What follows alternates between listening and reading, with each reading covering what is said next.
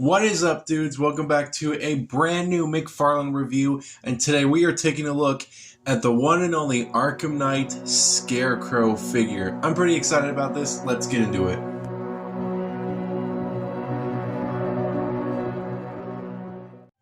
So, as obvious as it looks, this appearance is based off the Arkham Knight game, where Scarecrow just is a complete badass, kind of for no apparent reason. He hasn't shown up for like two games, and he just comes back this kind of creepy ass dude, unlike how he was in the first Arkham game, because honestly he was pretty creepy in the Arkham game.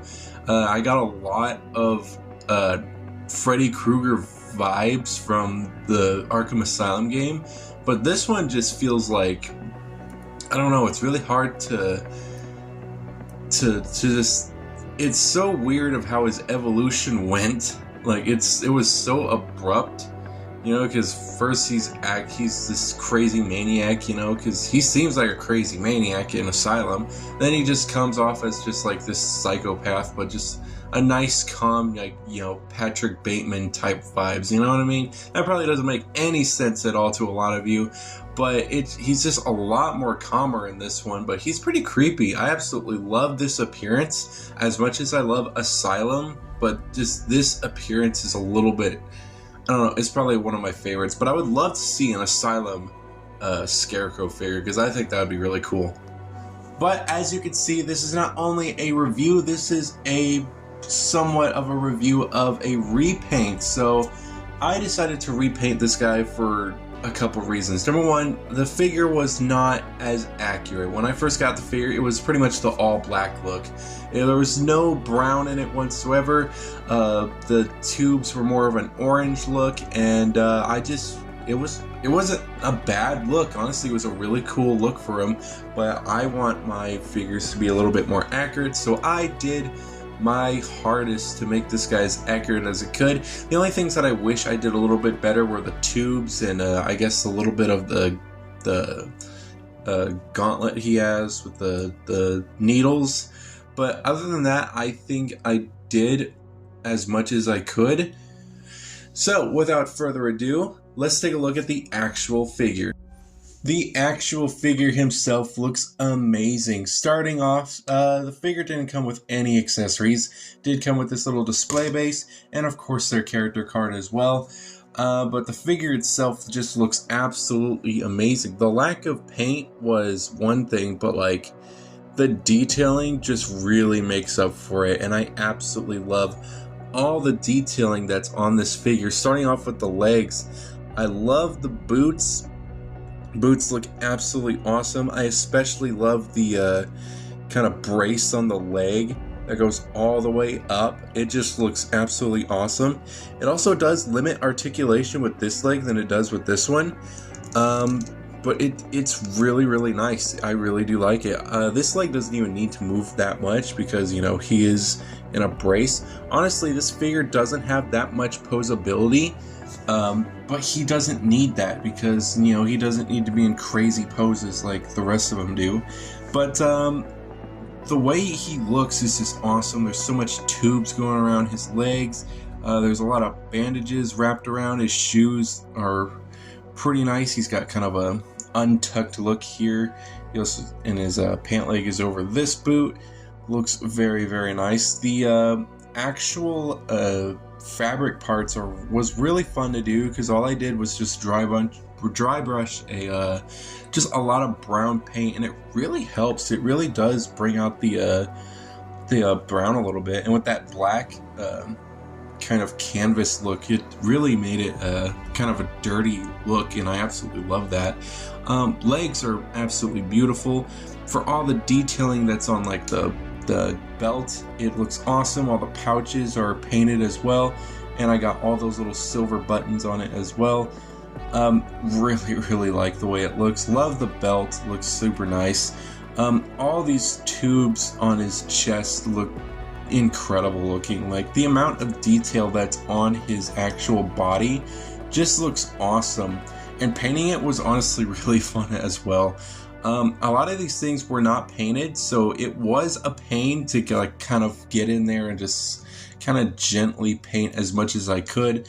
but I think it turned out not too bad. I actually really like the way it looks, but all those tubes look absolutely amazing. The stitch work looks great as well. The tubes on the back just look great. Really, really like the way that looks. Got some on the neck as well. The noose around his neck looks really, really nice. The arms, if we take a look at the gauntlet, you can see that there's some detailing of belt there. There's some wiring coming from there to the gauntlet. And the gauntlet itself looks absolutely amazing. It looks so good. The needles are not connected to the gauntlet, so it is you can swivel the hand around. But just all around, the gauntlet looks awesome. And the gauntlet was not painted, I believe. I think the orange parts might have been, but I honestly am not sure. I don't remember how I did this figure. But just using the silver and just kind of dry brushing it in there really, really helps a lot. With the other hand, not as exciting, but it's still pretty cool. You got some kind of wraps around his arms, and the detailing is just as good, really. But I like the gauntlet that's on this one. And the head itself looks absolutely awesome.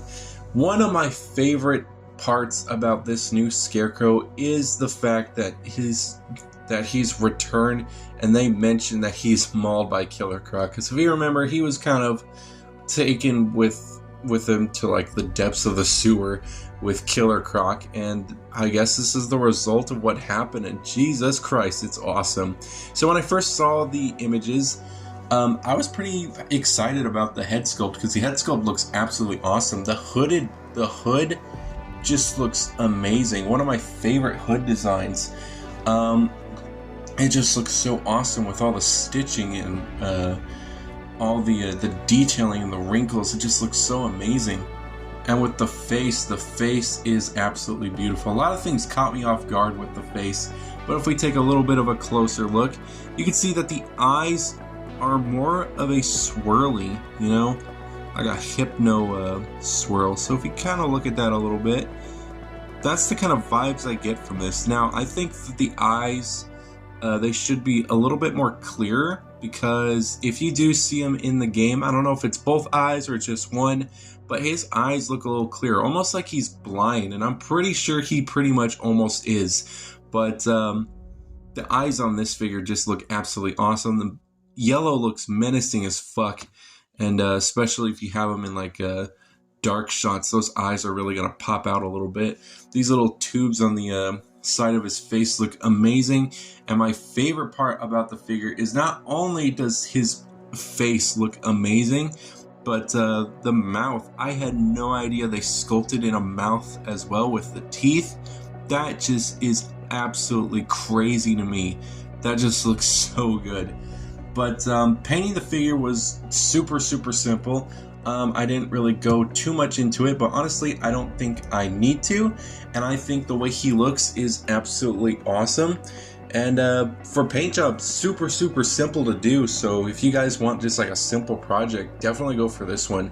Unless you're going to do it just a little bit better, which I really encourage, because I would love to see a lot of people tackle on the tubes in different ways. And who knows, maybe I'll go back and try and do it just like that as well. But so far, this is what I've got so far. I don't know. I don't think I'm going to be repainting him again soon. But this figure is just absolutely crazy. But for posability wise, it's nothing too special. He can look down that far and up that far, not too much. He also got a swivel, a little bit of head kind of rockage, I guess. His arms do go full 360. Arms go out, which is pretty nice, and he does have a double bend as well. Very nice. So we'll let both of the hands, which is super cool, especially since the gauntlet is not connected to the needles. He does have a waist swivel, but do be careful with doing it, because these tubes are connected from the waist to the actual torso. So it does move it around a little bit and makes posability just a little bit more challenging. Be careful not to like break one of them off when you're trying to tilt his body, but it is pretty nice. I really do like that. He does kind of have an ab crunch, but it's not really, it doesn't really do much. Legs can pretty much spread to about that far. With each leg, I'm pretty sure this one likes to go out a lot, like more out than in. I can't really bring this leg in as much as this one is, but I think that's pretty much perfect. Legs can go out that far. He does have a single bend, I believe, at this one, and a double bend at this leg, so that is pretty cool. He does have some up and down at the foot, same with the other side as well. He does have, they pretty much, of course, with every McFarlane figure, they don't have a foot pivot, especially with this foot, but you know, usually you can fake one, but that's pretty much it. And they, of course, do have their toe bend, and the foot can go up and down, but with posability, that is pretty much it. Another thing I like about this Scarecrow is that he pretty much stands up on his own. He does need to stand just a little bit, but he's pretty much sturdy. But we're going to compare him next to his counterpart, which I believe is the DC Direct Scarecrow. Both of them look pretty good, but let's take a closer look at that DC Direct. So I guess you can kind of count this as a double review, but with this DC Direct, it's not... It has aged a little bit. I think this was based off the concept art, because I don't know what the hell these are, but I think I've seen some concept art with these 3 tubes. But the figure itself is not that bad. I really do like the way he looks a little bit. He does look pretty neat. There's just some things that just look completely off. The stitching, I actually kind of like that it's done, but comparing him next to the McFarlane one, it's no match to like which one's better. Like obviously the McFarlane one's like superior over it, and especially in the face area, like it's 100% this one. Height as well. This one is not as tall as the McFarlane Scarecrow, but they both look really nice. Either way, you both get like you get a Scarecrow, and they both look pretty nice. And I'm sure you could repaint this one as well to make it look a little bit more accurate.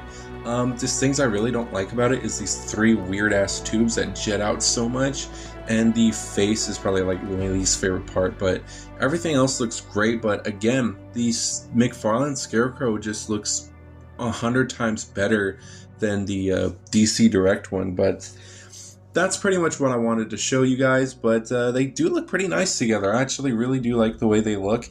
You could kind of do like a fake Scarecrow scene where they're both turned back forward, and pick which one's like the real Scarecrow. But in this case, you can obviously tell which one's the real Scarecrow. Of course, for size comparison, we have the DC Direct next to the McFarlane, which DC Direct and McFarlane both kind of stand at the same height, which is pretty neat. I do think that the McFarlane one stands to be just like a hair taller, but they both are pretty much the same. Here's the Arkham Knight repainted Batman, one of my favorite customs that I've done, which I do need a review soon, so stay tuned. But Batman, of course, definitely stands a lot taller than Scarecrow. Of course, we have his assistant, the Arkham Knight, which does look pretty nice next to him. Of course, taller than Scarecrow. Maybe the stand makes him just like a little bit taller, but I think he is a little bit taller than him. But they both look really amazing together. And here we have the custom painted Titan Joker, which they kind of stand at around the same height. I mean, not really, but it's close. Now that's pretty much all the Arkham Knight figures I have, but maybe when I come out with a Red Hood review, I'll be able to compare him with 2 other figures that I have. Stay tuned for that. Of course, we have to have our NECA Frankenstein monster next to Scarecrow. Frankenstein just towers over Scarecrow. And our little Doom Eternal mini Slayer, which they both look, you know, they're pretty good together, you know. And now that I'm kind of noticing, Scarecrow kind of just blends into the background. It's kind of funny. Now the figure doesn't have much display options since it's kind of hard to kind of get him in the right pose, but with the amount of posability that he has, I think he looks amazing, and definitely just standing on his own, that's pretty much menacing enough for the Scarecrow. But I think that is going to be it for this video. Having these two together just looks absolutely awesome. But again, that is the end of this video. I hope you guys did enjoy this little short video. There's not really much to cover on the Scarecrow, but I think he just looks amazing. He looks awesome. And if you are a Arkham Knight or Arkham series completionist, 100% pick this guy up. But that is going to be all for this video. I hope you guys did enjoy, and I have some other Arkham figures to review soon. So stay tuned, and I will see you guys in the next video.